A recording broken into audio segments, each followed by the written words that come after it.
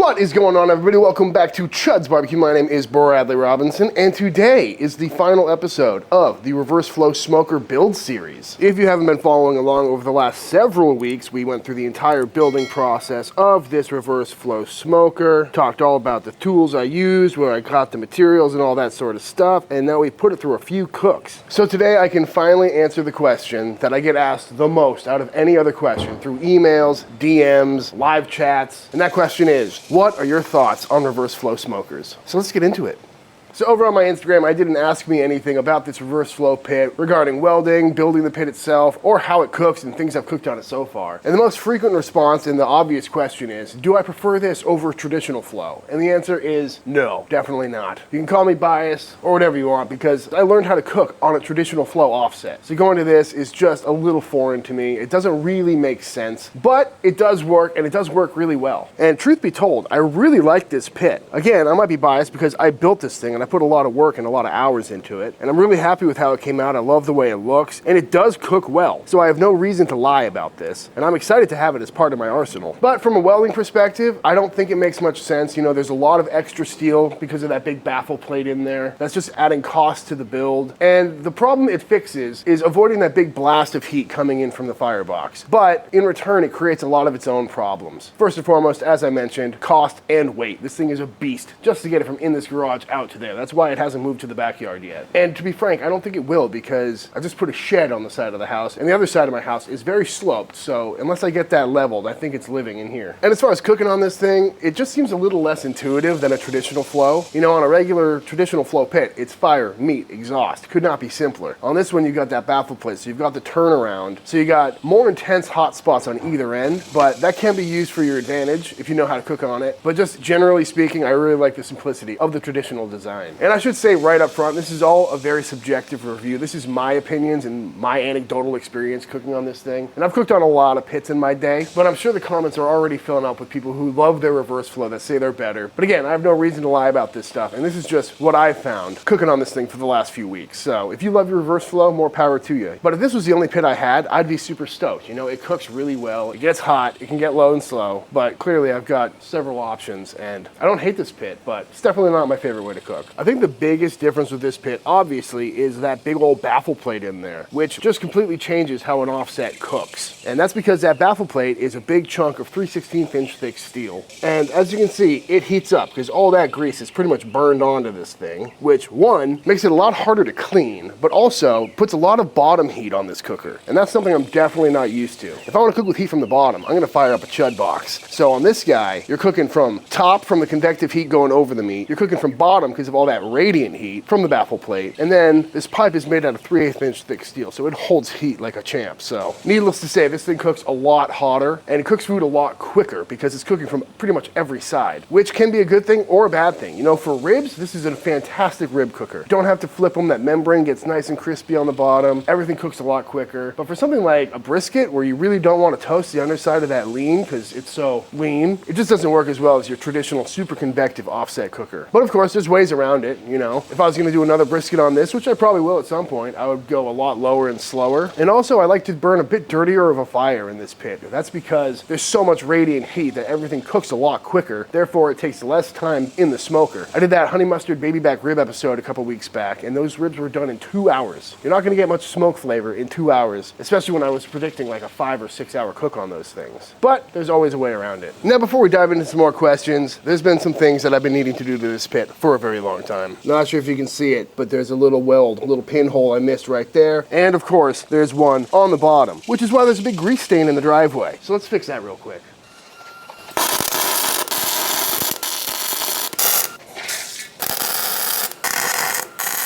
That sucked. I hate welding upside down, but let's answer some more questions. A lot of questions. Trumpet Master asks, is the standard offset still king or have you converted to reverse flow? Standard offset is still king. Unless you're exclusively cooking ribs, then you may want to consider a reverse flow. Michael Duncan, do you think the claims of getting extra flavor because of the juice and fat hitting the plate is true? Not in any real way, not like you would on a direct heat cooker. I do hear it sizzling, but I haven't noticed any significant flavor from it. It definitely doesn't taste like a direct heat cooker. And if anything, like I said, the way I've been cooking on it, I think you get less smoke flavor because everything's cooking so much hotter and faster. How much to buy one, says Nick Gamboni. No, This is a one-off. This is just for YouTube, folks. This one's staying here. I'm not gonna build any more of these. Maybe down the road I'll build another one for myself, but I have no plans on selling these. Maybe I'll sell the build plans, but we'll see. Iron Oak barbecue pits. When will I see you in Vegas again? I need some Bradley time. That's true, I need to get back out there. Actually, Iron Oak, you should build one of these. If you guys don't know Iron Oak barbecue pits from Las Vegas, he does incredible work. I am a terrible welder, admittedly, but you know, completely amateur over here. Never had a single lesson, so that's not bad, but this guy makes beautiful pits. TFTI, how many pellets can you fit in it? At least like 4 bags, probably. That would smell disgusting. Can a grown man fit inside, says Emily Smith. Let's find out. I'm just kidding, I'm not getting in there. Dennis asks, how much does it cost? I assume he's asking how much he could buy it for, which would probably be about $4,000, $5,000, $6,000 if I was gonna sell this, if you count the material, the time, the labor, the transport. I tried to do the math this morning, and material cost for this thing is right about $2,000. So if you ever wonder why barbecue pits made here in Texas that are built like a tank, like this one, cost so much money, that's just material cost. $2,000 for material cost, probably about 20, 30 hours of labor, and then of course the seasoning process and all that, so yeah, not cheap. Here's a question that's been asked many, many times on here. How do you go about cleaning it? And that is by far the worst part about this pit or reverse flows in general, is that baffle plate just collects and cooks on all the juices and grease. Let's take a look. Yeah, as you can see, I've done maybe 5, 6 cooks on this thing, and it is just full. I also just sent a bunch of water through here to make sure that pinhole was filled, so that's why it's looking a little extra greasy, but yeah, not too bad. And if you don't let it go too far, this should scrape out pretty easily. Like any pit, I'd recommend getting a bench scraper or a flat shovel or something and just kind of... That's the true definition of chud right there. But, you know, comes up pretty easily. And if you did this while it was hot, so you kind of deglazed that bottom shelf thing, probably wouldn't be too hard. Definitely gross, though. Honestly, that really wasn't that bad. Pretty quick and easy. And a lot of questions asking me if this thing is pitched, and it is, in fact, pitched a little higher on this end, so grease is more likely to roll down, off, and then go under and into the grease tray. Boop. And can confirm the grease tray does work. This thing has gotten filled up a couple of times already. But, you know, if a bunch of these chunks roll under there, it may be a problem down the road. Another big problem with this design specifically, because this plate is welded in. I thought about doing little tiny ones like tuning plates so we could take them out, but then you'd have to worry about airflow coming up and around and in between, and I don't know, this just seemed easier. But I have flooded it a few times during the cleaning process and the building process, and I see a lot of junk coming out of this grease trap, so I think it should be all right unless you're doing really heavy use. Although there is one fatal error that I made on this pit, which is pretty embarrassing. Let's take a look. I did not put big enough of a lip between the chamber and the firebox. So when I do fill it up with water, as you can see, it fills up the firebox, which is not great. So if you build a reverse flow for yourself and you have a similar design, make sure to put a lip there. I could easily go in there and tack in a little piece of flat bar or angle iron or something to create more of a barrier. But yeah, the first time I flooded this thing, it completely just killed my fire, which is not ideal. So hindsight, should have fixed that. Maybe one day we will. But now that this thing is semi-clean and full of water, I think we should probably fire it up.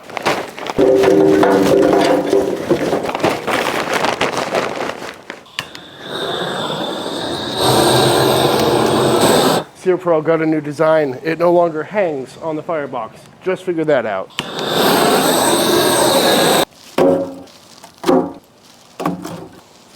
As you can see, we got this pit fired up to a nice toasty 300, 325. And you know, while it's going, we might as well throw some food on here, because in full transparency, it is the 3rd of July right now, so I'm gonna throw a bunch of these Chud rub spare ribs on for tomorrow. My plan is to show up tomorrow to the Chud shop with already cooked ribs, maybe some beef ribs, probably some pork belly burn ends, and basically just have these in the warmer ready to go at a minute's notice. And then we'll fire up a Chud box and do some grilling of some steaks and whatnot throughout the day. Sounds like a plan to me. And you may be noticing that I'm in fact filling this entire pit up with ribs, because that's what I have found that it cooks the best. And I just so happen to be craving a whole bunch of ribs. So there we go. Probably do a nice hot and fast cook on these while we read a few more questions. Well, seeing how most of these ribs are for tomorrow, might as well throw a little chicken on for a little snacky poo tonight. Throw them up front, a little hot and fast. I'm telling you, this is a great size cooker though. Like, look how much food you can fit on this thing. Crazy. Let's answer a few more questions, shall we? Andy King asks, how often do you have to add logs during a cook? And to that, it's pretty similar to a normal size 115 that I build. That's traditional flow, although it does seem to eat a little bit more wood. I think it's because of all the thermal mass from that plate and that thick steel. It just takes a little something extra. Like you saw me fire this up. I usually put 4 logs in to fire this pit up, as opposed to the one in the backyard where it's usually 3 logs to get this thing up to around 275. So not a big difference, but it's noticeable. Brigadier Stapleton asks if I use mild steel for expanded steel or stainless for the racks. I just use mild steel. Stainless would be really cool. Sometimes it's necessary for health code reasons, but mild steel works out just fine. Someone else asked if I make my firebox the same width as my pipe, and I always do, yeah. As you can see, whenever I'm building a smoker, I figure out the width of the pipe itself, outer diameter, and I make the firebox the exact same size. Just looks better, functions great. Hasn't steered me wrong yet. Mr. Ramirez asks, would it still function the same with a single door design? I'm a big fan. Yeah, definitely. All of the 115s I've ever built are single door, but because this is a 3/8 inch thick pipe, it's a very heavy single door. So I like the double door. It looks kind of cool from the outside. It makes it a little harder to use just because there's that big bar in the middle, but having double doors allows you to have upper racks. But truth be told, I'd rather have one single door, just for filming reasons, mostly. But yeah, either way, functionality is the same. Kimmy Chelsea 5 asks, how much cheese is too much cheese? Any amount of cheese is too much cheese before a date. Come on. There's a lot of questions from beginner welders here. What are the basics I need to learn to start welding at home? And simply enough, just buy or rent a welder. Again, I recommend a MIG welder. I've got the Miller 211 over here. Can't see it, but it's right there. Small, compact, works really well. And then just start welding. You know, the first thing I would recommend is get yourself a little barbecue style propane tank for like a gas grill, like one of those. Cut that thing in half and just make a really easy grill, because that'll get you pretty much a good basic run on all the things you need to know. You know, making a rack, getting expanded metal, cutting it in half. Definitely want to purge that tank before you go cutting into it though. And really, you just got to start. It's like starting a YouTube channel or anything else. You know your first products, your first projects, your first videos are going to be trash anyway, so rip the band-aid off and just start. You know, there's so many YouTube videos, especially if you get a popular welder like that. There's going to be a ton of videos on that specific welder for settings and everything, and just get after it. It's really not that hard. Here's a good one from Moogly1212. Does it work as you expected it to? Any surprises? Honestly, I'm really excited about it. It's just been a long time since I've cooked on anything that's like a new design, so I've been really enjoying it. Trying to figure it out, trying to learn how it cooks. But as far as expectations go, I didn't expect it to cook as fast as it does. I expected the baffle to be annoying to clean. I expected some radiant heat, but the fact that you can cook a rack of ribs in just a few hours and still get some good smoky bark on it. As far as surprises go, I didn't think about how heavy this thing was gonna be. I could weigh it. I don't feel like it, but it's probably pushing 1,000 pounds. Merskinator asks, can you do a kickflip with it? This is definitely more of a heel flip kind of pit, I think. You know, with the mini Chud box, that's great for doing impossibles, but I did do a wheelie briefly earlier, or a manual if we're talking skateboard terms. Bracken asks, how many Miller Lights were consumed during this build? Enough. Gotta stay hydrated. How long did it take you to build this pit? I built this pit in, I think, 3 or 4 days. So I moved pretty quick through it. It took a lot longer because I was filming everything, but if you have all the pieces cut out like I did, you could probably get this put together in maybe 2 long days. Yeah, compared to the old days when I cut everything with an angle grinder, that used to take about 40 hours a pit. So this one was probably about 30, 35 because of filming and everything, but if I wasn't doing that, probably put this together in about 15, 20 hours. I gotta say, one of the big downsides to this pit is that all these meats are pushing out water right now, and I can hear it sizzle every single time a drip comes out, and it scares the hell out of me, because whenever you hear sizzling coming from a traditional offset, you know something is wrong. But on this one, it's just part of it, so that's definitely gonna take some getting used to. But a couple hours in, things are looking good. It's probably been like 50 minutes if I'm being honest with you. These are just sizzling away up front, trying to get that skin nice and crispy, but it's a fun little cooker. But yeah, I mean, can you hear it? It's loud, but I really do like cooking hot and fast, and this pit is perfect for it. And in true reverse flow fashion, chicken is off in record time. Ribs, I just temped them at 200 degrees already. Looking good, great color on there. Pork belly's looking nice. Beef ribs, I mean, come on. It's a very fun and easy to use cooker. It definitely deserves its place in the world of smokers. But that being said, am I switching over to this thing? Definitely not. I still prefer my traditional flow offset because the pit back there can do everything that this pit does, but this pit can't really do everything that does. Whether that's from a maintenance perspective, a cooking a brisket perspective, or maybe it's just because I already know how to cook on a traditional flow offset and I'm too lazy to really figure out the nuances of using this guy. But long story short, if you have a reverse flow smoker or there's one for sale that you have your eye on, it's definitely not a bad cooker. And I know the real cop out to this entire question of reverse flow versus standard flow is it's really not about the pit, it's about the pit master. And you know, give me enough time, I'm sure I could learn how to cook everything on this pit just as good as my offset in the backyard. But that's why I'm glad to have them both around. I'll keep you posted on how this thing comes along and how my cooks get on it. I'm sure I'll do a brisket again here at some point in the future. But until then, this is my little garage pit, welding pit, great rib cooker, and I'm just really glad I went through this whole experience. You know, if you ask me a question enough times, I guess eventually I will spend $2,000, build a custom smoker, spend 2 months cooking on it to make this video just to answer that question that I get in the comments a lot. But either way, I'm gonna go eat some chicken. Oh, by the way, this is all the flap discs I used to make this pit. I saved them all the cutoff wheels and all the little sanders. So that's what you can expect to go through for a pit build like this.